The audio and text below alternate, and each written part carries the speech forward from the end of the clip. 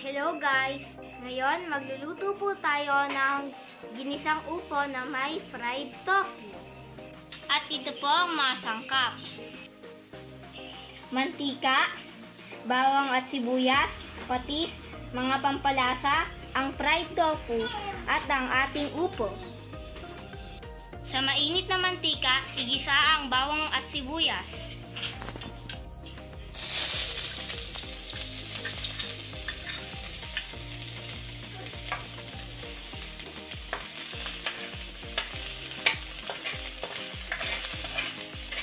Isunod natin ang upo.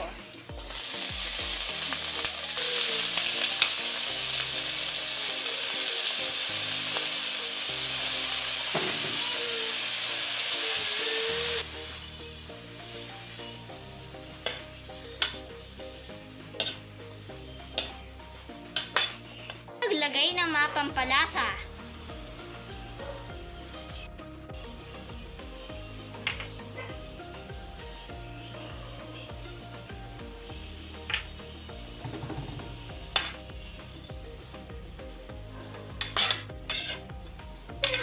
Bahagyan natin itong pakuluan.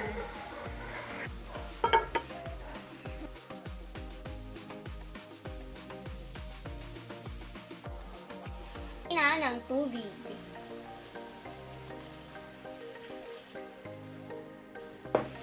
At isunod natin ang fried tofu.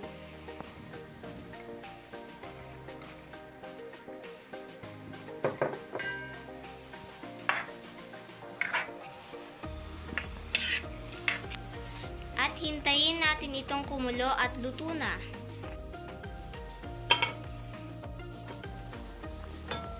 At luto na ang ating ginisang upo na may fried tofu.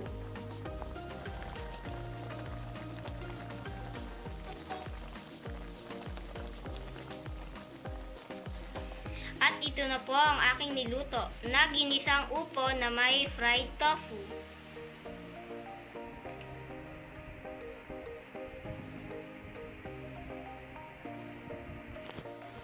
Tara guys, tikman na natin. Kain tayo.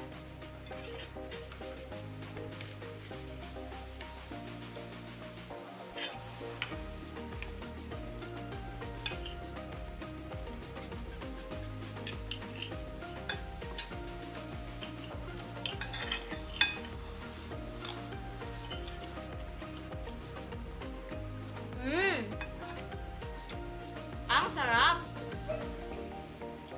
Ito ay simpleng lutuin, pero masarap at masustansya, kaya gawin nyo na rin.